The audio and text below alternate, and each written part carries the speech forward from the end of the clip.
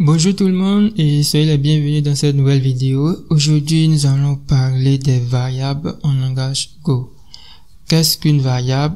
À quoi sert une variable? Nous allons voir comment déclarer une variable et initialiser cette variable.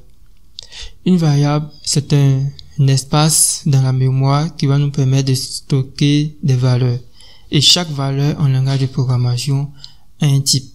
Donc on aura les entiers, les réels, les chaînes de caractères et les caractères, les booléens.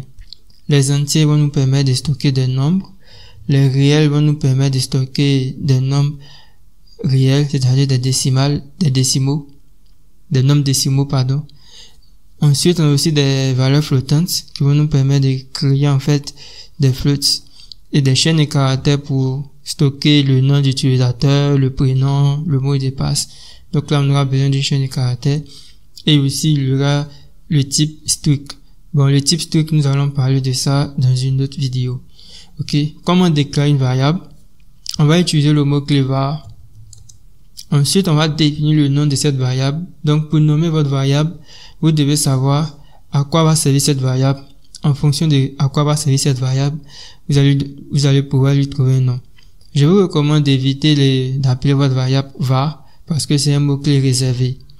Évitez aussi d'appeler votre variable func parce que c'est un mot-clé réservé. Vous voyez que ça a souligné. Donc si par exemple je veux stocker mon nom ou même mon prénom, donc je vais appeler la variable prénom. Et il va falloir que je spécifie en fait le type, donc en mettant string. Bon là je viens de déclarer une variable de type string qui s'appelle prénom. Mais là, vous voyez que il est souligné. Pourquoi il est souligné? Parce que en Golang, lorsque vous n'utilisez pas une variable qui a été déclarée, vous ne pouvez pas compiler. C'est pour ça que ça a souligné et tout est rouge. Donc, je suis obligé d'initialiser cette variable et de l'utiliser. Donc, déjà, pour initialiser cette variable, on va mettre le nom de la variable égal. Ensuite, vu que c'est une chaîne de caractères, donc nous allons mettre des double quotes et je vais mettre mon prénom. Voilà, donc je mets mon prénom égale Jean-Luc. Mais vous voyez que là encore, il y a toujours une erreur parce que la variable qui a été déclarée, initialisée n'est toujours pas utilisée. Et puis, logiquement, si on veut, on a aussi la possibilité de déclarer en même temps d'initialiser. Donc, je vais mettre ça sur la même ligne comme ça. Et là, je viens de déclarer et initialiser. Voilà. Donc, on peut rester comme ça. Au moins, c'est beaucoup plus court. Ou bien, on peut faire ça aussi sans spécifier le type en faisant 2 points égales.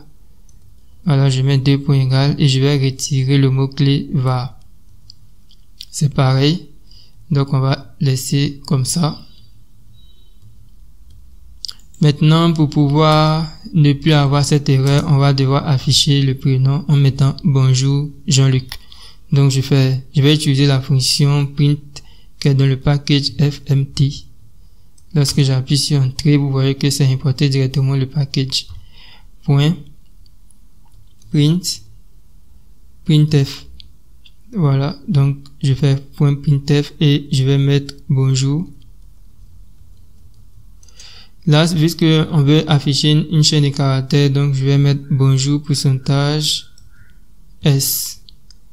Ok, je mets bonjour pourcentage s et ensuite je vais faire un retour à la ligne en mettant /n.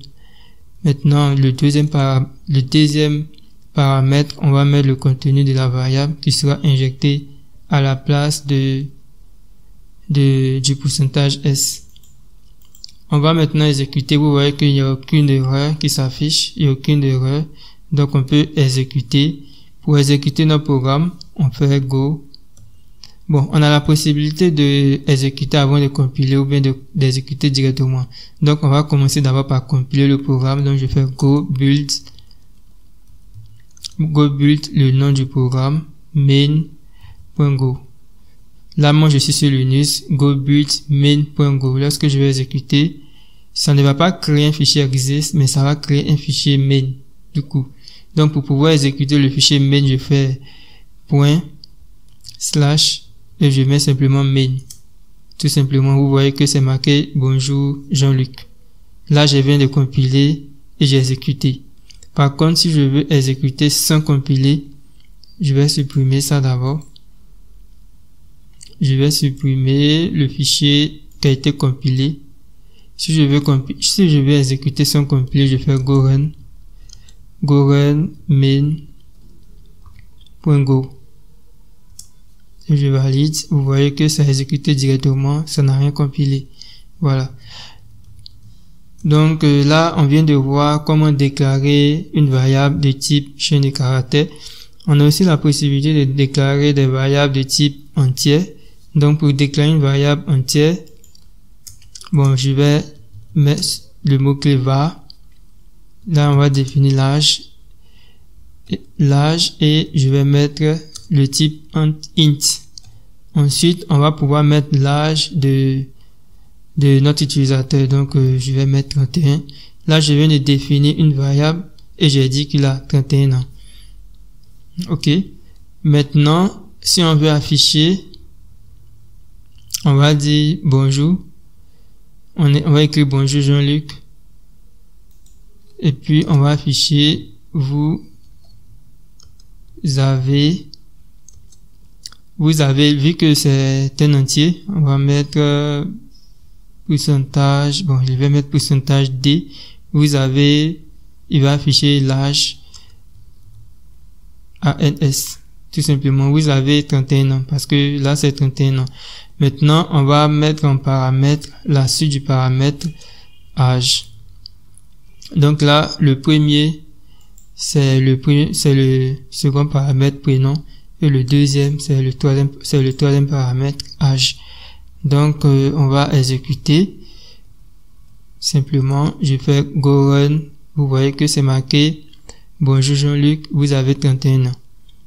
On va voir encore comment définir des valeurs booléennes. Bon, au niveau de l'âge, on aurait pu définir de façon différente, ou bien même on aurait pu définir l'âge sur la même ligne que prénom. Et définir l'âge sur la même ligne que prénom.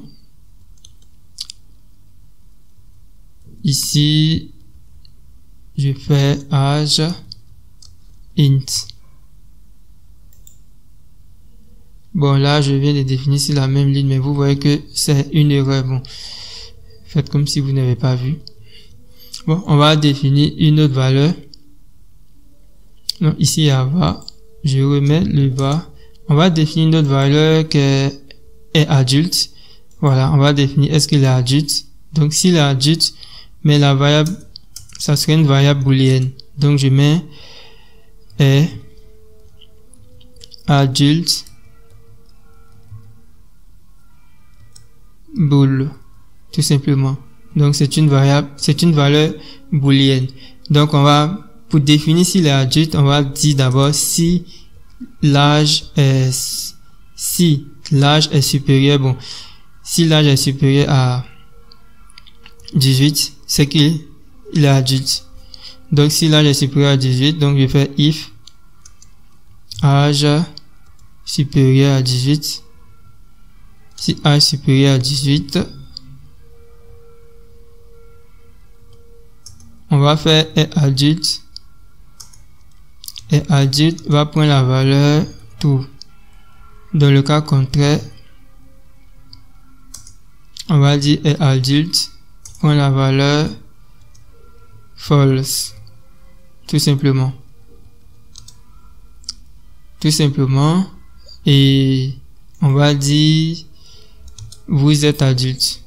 On va écrire vous êtes adulte, ou bien êtes-vous adulte.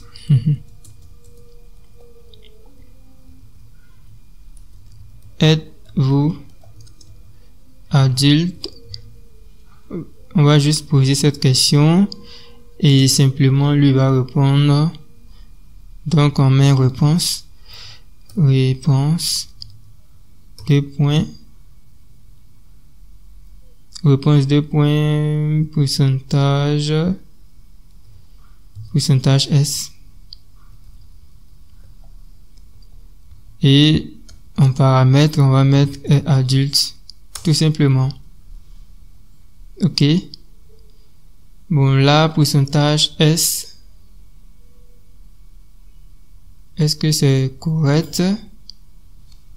Je crois que ça doit être pourcentage B. Je ne sais plus. Est-ce que c'est pourcentage D? Bon, c'est pas grave. On va exécuter quand même. On va voir s'il va pouvoir afficher correctement.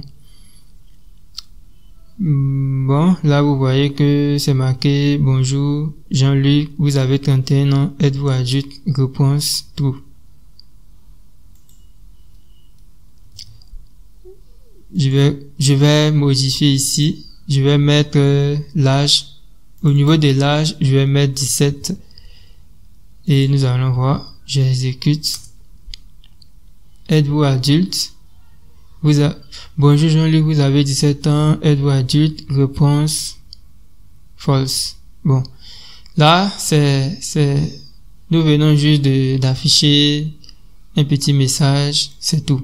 Bon, on va s'arrêter là pour cette vidéo. C'est vrai que je n'aurais pas dû parler de la boucle if, mais on suppose que c'est un petit bonus, donc on se retrouve dans une prochaine vidéo où nous allons parler en détail des structures conditionnelles avec la boucle if.